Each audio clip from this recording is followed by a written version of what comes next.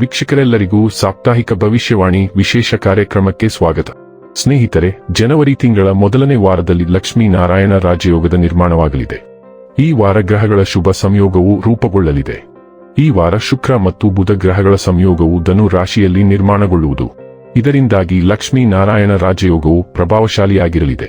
ಈ ಶುಭ ಯೋಗದ ನಿರ್ಮಾಣದಿಂದಾಗಿ 5 ರಾಶಿಗೆ ಸೇರಿದ ಜನರಿಗೆ ಹಠಾತ್ ಲಾಭ, ಪ್ರಯಾಣದಲ್ಲಿ ಲಾಭ, ಮನೆಯ ಎಲ್ಲಾ ಸದಸ್ಯರ ಸಂಪೂರ್ಣ ಬೆಂಬಲ ದೊರಕುವ ಯೋಗವು ನಿರ್ಮಾಣಗೊಳ್ಳಲಿದೆ.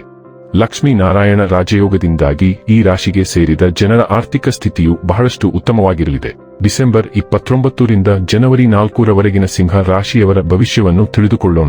ಈ ವಾರ ಸಿಂಹ ರಾಶಿಯವರ ಫಲಾಫಲಗಳೇನು, ಗ್ರಹಗತಿಗಳು ಹೇಗಿರಲಿವೆ, ಕೌಟುಂಬಿಕ, ಸಾಮಾಜಿಕ ಜೀವನ ಹಾಗೂ ವ್ಯಾಪಾರ ವಹಿವಾಟು ಹೇಗೆ ನಡೆಯಲಿದೆ, ಅಲ್ಲದೆ ಯಾವೆಲ್ಲ ಸಮಸ್ಯೆಗಳು ನಿಮ್ಮನ್ನು ಈ ಸಾಪ್ತಾಹಿಕದಲ್ಲಿ ಕಾಡಲಿವೆ, ಅವುಗಳಿಗೆ ಪರಿಹಾರಗಳೇನು ಎಂಬುದನ್ನು ತಿಳಿಯಲು ಈ ವಿಡಿಯೋವನ್ನು ಸಂಪೂರ್ಣವಾಗಿ ವೀಕ್ಷಿಸಿ. ನೀವಿನ್ನೂ ನಮ್ಮ ಚಾನೆಲ್ ಸಬ್ಸ್ಕ್ರೈಬ್ ಮಾಡದೇ ಇದ್ದರೆ ಕೂಡಲೇ ನಮ್ಮ ಚಾನೆಲ್ ಸಬ್ಸ್ಕ್ರೈಬ್ ಮಾಡಿ. ಹೆಚ್ಚಿನ ವಿಡಿಯೋ ಅಪ್ಡೇಟ್ಗಾಗಿ ಪಕ್ಕದ ಬೆಲ್ ಐಕಾನ್ ಬಟನ್ ಕ್ಲಿಕ್ ಮಾಡಿ.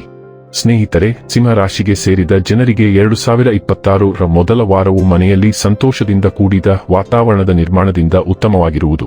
ಈ ವಾರ ಮನೆಯ ಎಲ್ಲಾ ಸದಸ್ಯರ ಸಂಪೂರ್ಣ ಬೆಂಬಲವನ್ನು ಪಡೆಯುವರು ಮತ್ತು ಅವರೊಂದಿಗೆ ಉತ್ತಮ ಸಮಯವನ್ನು ಕಳೆಯುವ ಅವಕಾಶ ಲಭಿಸುವುದು. ಈ ವಾರ ನಿಮ್ಮ ಎಲ್ಲಾ ನಿರ್ಧಾರಗಳನ್ನು ಧೈರ್ಯ ಮತ್ತು ನೆಮ್ಮದಿಯೊಂದಿಗೆ ತೆಗೆದುಕೊಳ್ಳುವುದರಿಂದ ಸಾಕಷ್ಟು ಶೀಘ್ರವಾಗಿ ಉತ್ತಮ ಫಲಿತಾಂಶವನ್ನು ಪಡೆಯುವ ಯೋಗ ದೊರಕಲಿದೆ. ಈ ವಾರ ನಿಮ್ಮ ಖರ್ಚುಗಳು ಬಹಳ ಹೆಚ್ಚಾಗುವುದು. ಹಾಗೆ ನಿಮಗೆ ಹಠಾತ್ ಲಾಭ ದೊರಕುವ ಸಂಭವವಿದೆ.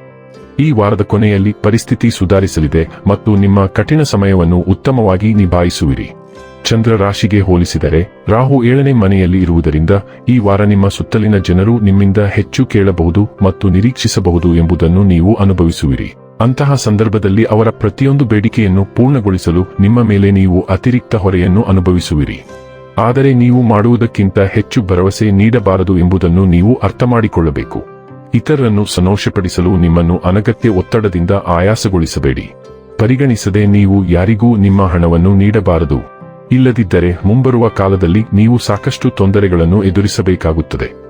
ಆದ್ದರಿಂದ ನಿಮ್ಮ ಹಣವನ್ನು ಸರಿಯಾಗಿ ಬಳಸಲು ನಿಮ್ಮ ಮನೆಯ ಹಿರಿಯರು ಮತ್ತು ವೃದ್ಧರ ಮೂಲಕ ಸಲಹೆಯನ್ನು ಪಡೆದುಕೊಳ್ಳಬಹುದು.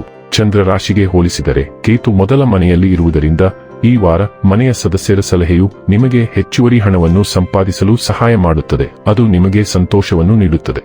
ಇದರೊಂದಿಗೆ ನೀವು ಮನೆಯ ಸದಸ್ಯರಿಗೆ ಬಹಿರಂಗವಾಗಿ ಖರ್ಚು ಮಾಡುವುದು ಮತ್ತು ಅವರಿಗೆ ಉಡುಗೊರೆಗಳನ್ನು ತೆಗೆದುಕೊಳ್ಳುವುದನ್ನು ಸಹ ಕಾಣಲಾಗುತ್ತದೆ. ಈ ವಾರ ಕೆಲಸದ ಸ್ಥಳದಲ್ಲಿ ಯಾವುದೇ ಮೀಟಿಂಗ್ನಲ್ಲಿ ನಿಮ್ಮ ಆಲೋಚನೆಗಳು ಮತ್ತು ಸಲಹೆಗಳನ್ನು ಹೇಳುವಾಗ ನೀವು ತುಂಬಾ ಸ್ಪಷ್ಟವಾಗಿರಬೇಕು. ಏಕೆಂದರೆ ನೀವು ನೇರವಾಗಿ ಉತ್ತರವನ್ನು ನೀಡದಿದ್ದರೆ ನಿಮ್ಮ ಬಾಸ್ ಮತ್ತು ಹಿರಿಯ ಅಧಿಕಾರಿಗಳು ನಿಮ್ಮೊಂದಿಗೆ ಕೋಪಗೊಳ್ಳಬಹುದು. ಈ ಕಾರಣದಿಂದಾಗಿ ಹತಾಶೆ ನಿಮ್ಮ ಕೈಗೊಳ್ಳಬಹುದು. ಶಿಕ್ಷಣಕ್ಕೆ ಸಂಬಂಧಿಸಿದ ಪ್ರತಿಯೊಂದು ಕೆಲಸವನ್ನು ವಾರದ ಕೊನೆಯಲ್ಲಿ ಮುಂದೂಡುವುದು ಸರಿಯಾದದಲ್ಲ ಎಂದು ವಿದ್ಯಾರ್ಥಿಗಳು ಅರ್ಥ ಮಾಡಿಕೊಳ್ಳಬೇಕಾಗುತ್ತದೆ. ಏಕೆಂದರೆ ಕಣ್ಣಿನ ಮಿಣುಕುತ್ತಿರಲು ಒಂದು ವಾರ ಕಣ್ಮರೆಯಾಗುತ್ತದೆ. ಅದರ ನಂತರ ಸಮಯದ ಅಭಾವದಿಂದಾಗಿ ನಿಮಗೆ ತೊಂದರೆಯಾಗಬಹುದು. ಆದ್ದರಿಂದ ಸೋಮಾರಿತನವು ಈಗ ನಿಮ್ಮ ಮೇಲೆ ಪ್ರಾಬಲ್ಯ ಸಾಧಿಸಲು ಬಿಡಬೇಡಿ ಮತ್ತು ಉಳಿದ ಕಾರ್ಯಗಳನ್ನು ತ್ವರಿತವಾಗಿ ಪೂರ್ಣಗೊಳಿಸಲು ಪ್ರಯತ್ನಿಸಿ. ಸಿಂಹ ರಾಶಿಯ ಸೂರ್ಯ, ಚಂದ್ರ ಮತ್ತು ಉದಯ ರಾಶಿಯವರಿಗೆ ಈ ವಾರ ಸ್ವಲ್ಪ ಮೌನವಾಗಿರುತ್ತದೆ, ಏಕೆಂದರೆ ಹುಣ್ಣಿಮೆ ನಿಮ್ಮ 12ನೇ ಒಂಟಿತನ ಮತ್ತು ನಿರ್ಲಿಪ್ತತೆಯ ಮನೆಯಲ್ಲಿ ಉದಯಿಸುತ್ತದೆ. ಚಂದ್ರನು ಭಾವನಾತ್ಮಕತೆಯನ್ನು ಸೂಚಿಸುತ್ತಾನೆ, ಆದ್ದರಿಂದ ನಿಮಗೆ ಕೆಲವು ಭಾವನಾತ್ಮಕ ಸಮಸ್ಯೆಗಳು ಉಂಟಾಗುತ್ತವೆ. ಅದು ಮುಂದಿನ 6 ತಿಂಗಳಲ್ಲಿ ಕೊನೆಗೊಳ್ಳುತ್ತದೆ.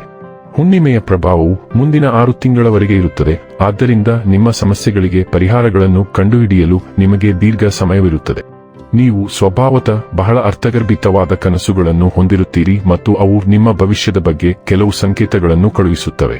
ಈ ಚಂದ್ರಮಾನವು ವಿದೇಶಿ ದೇಶಗಳಿಂದ ಕೆಲವು ನವೀಕರಣಗಳನ್ನು ತರುತ್ತದೆ, ಅಥವಾ ನೀವು ಪ್ರತ್ಯೇಕ ಸ್ಥಳಗಳು, ಪ್ರಾರ್ಥನೆ ಮತ್ತು ಧ್ಯಾನಕ್ಕೆ ಸಂಬಂಧಿಸಿದ ಜನರನ್ನು ಭೇಟಿಯಾಗುತ್ತೀರಿ. ರಾಶಿಚಕ್ರದ ಸಂದೇಶವಾಹಕ ಬುಧವು ನಿಮ್ಮ 8ನೇ ಮನೆಯಲ್ಲಿ ನೆಪ್ಚೂನ್ ಅನ್ನು ತ್ರಿಕೋಣಗೊಳಿಸುತ್ತಾನೆ ಮತ್ತು ಇದು ನಿಮ್ಮ ಹಣಕಾಸಿನ ವಿಷಯಗಳಿಗೆ ಸಂಬಂಧಿಸಿದಂತೆ ಸ್ಪಷ್ಟವಾದ ಕೆಂಪು ಧ್ವಜವಾಗಿದೆ. ಈ ತ್ರಿಕೋನದಲ್ಲಿ ನೀವು ನಿಧಾನಗೊಳಿಸಬೇಕು, ಏಕೆಂದರೆ ಅನಗತ್ಯ ವೆಚ್ಚಗಳಿಗೆ ಅವಕಾಶಗಳಿವೆ. ಇದು ಪೂರ್ಣ ವಾರಕ್ಕೆ ತೊಂದರೆಯಾಗಬಹುದು. ದಯವಿಟ್ಟು ತಜ್ಞರ ಸಹಾಯದಿಂದ ಏನು ಖರೀದಿಸಬೇಕು ಅಥವಾ ಎಲ್ಲಿ ಖರ್ಚು ಮಾಡಬೇಕೆಂದು ಆರಿಸಿ. ನಿಮ್ಮ ಅತ್ತೆ ಅಥವಾ ಸಂಗಾತಿ ನಿಮ್ಮ ಖರ್ಚುಗಳಿಗೆ ಹೊಣೆಗಾರಿಕೆಯನ್ನು ಕೇಳುತ್ತಾರೆ. ಅದು ಆಹ್ಲಾದಕರ ಘಟನೆಯಾಗಿಲ್ಲದಿರಬಹುದು. ಹೆಚ್ಚುವರಿಯಾಗಿ ನಿಮಗೆ ದೈಹಿಕವಾಗಿ ಹಾನಿ ಮಾಡುವ ಯಾವುದರಿಂದಲೂ ನೀವು ದೂರವಿರಬೇಕು. ನಿಮ್ಮ 6ನೇ ಮನೆಯಲ್ಲಿ ಬಹುಗ್ರಹಗಳು ಚಲಿಸಲಿವೆ. ಇದು ಈ ವಾರದ ಮತ್ತೊಂದು ಸಂಕೀರ್ಣ ಅಂಶವಾಗಿದೆ. ಯೋಜನೆಗಳು ತುಂಬಾ ಸಂಕೀರ್ಣವಾಗಿರುವುದರಿಂದ ಕೆಲಸದ ಸ್ಥಳವು ಸವಾಲಿನದ್ದಾಗಿರುತ್ತದೆ ಮತ್ತು ಕೆಲಸದಲ್ಲಿ ಹೆಚ್ಚಿನ ವಿವರಗಳು ಇರುತ್ತವೆ. ನೀವು ಸಹೋದ್ಯೋಗಿಗಳಿಂದ ಸ್ವಲ್ಪ ಬೆಂಬಲವನ್ನು ಪಡೆಯುತ್ತೀರಿ, ಆದರೆ ನೀವು ಒಬ್ಬಂಟಿಯಾಗಿದ್ದರೆ ಮತ್ತು ಸ್ವಾವಲಂಬಿಯಾಗಿದ್ದರೆ ಒಳ್ಳೆಯದು. ಸಂಚಾರವು ಹೊಸ ಉದ್ಯೋಗಾವಕಾಶಗಳನ್ನು ಸಹ ತರುತ್ತದೆ, ಆದ್ದರಿಂದ ಆದರ್ಶವಾದದನ್ನು ನೋಡಲು ಪ್ರಯತ್ನಿಸಿ. ಹೊಟ್ಟೆಯ ಕೆಳಭಾಗವು ಸಹ ಸೂಕ್ಷ್ಮವಾಗಿರುತ್ತದೆ, ಆದ್ದರಿಂದ ಯಾವುದೇ ಸಂಕೀರ್ಣ ಆಹಾರವನ್ನು ತಪ್ಪಿಸಿ. ಸ್ಪರ್ಧಾತ್ಮಕ ಕಾರ್ಯಕ್ರಮಗಳಿಗೆ ಹಾಜರಾಗಲು ಸಹ ಬಹು ಅವಕಾಶಗಳಿವೆ. ಇನ್ನು ಕೊನೆಯದಾಗಿ ಮಾಡಿಕೊಳ್ಳಬೇಕಾದ ಉಪಾಯಗಳ ಕುರಿತು ನೋಡುವುದಾದರೆ, ಪ್ರತಿದಿನ 19 ಬಾರಿ ಓಂ ಭಾಸ್ಕರಾಯ ನಮಃ ಎಂದು ಜಪಿಸಿ.